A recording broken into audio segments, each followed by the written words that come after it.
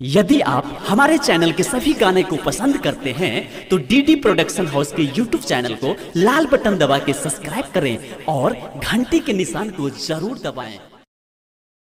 Presented by DD production house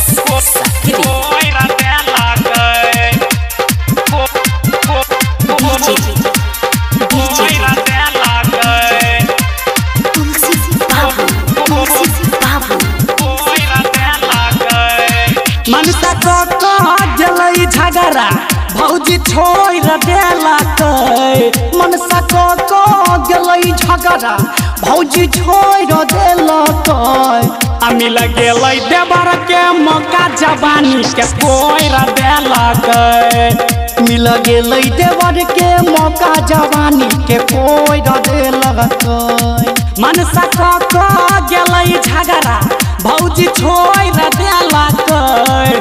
मिल गेलै देवर के मौका जवानी के कोइरा देला कई। मिल गेलै देवर के मौका जवानी के कोइरा देला कई।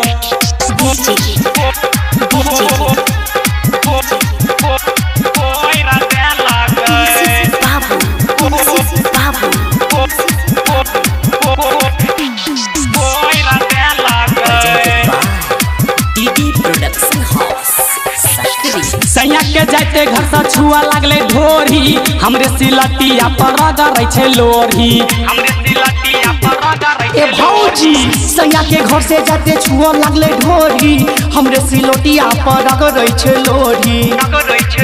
सुखल छलै हमर कुआं पाइन भइर देला कई। सुखल छलै हमर कुआं पाइन भइर देला कई।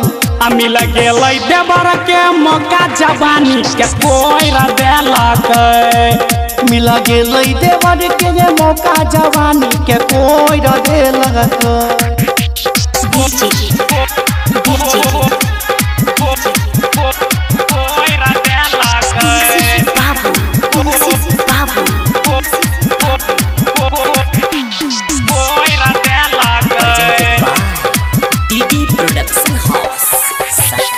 भगेलै सैया जी हमारा से दूरी कहै छी देवर क देलक मजबूरी। सैया जी भगेलै हमारा से दूरी की कहूँ भौजी देवर केलक मजबूरी। राघव राजू बौआ रूपम मन के भैर देलक।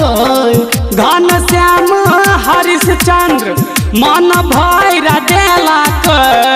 मिल गेलै देवर के मौका जवानी के कोइरा देला कई। मिल गेलै देवर के मौका जवानी के कोइरा देला कई। Recording by DD production house Sakri 97 084 45 722।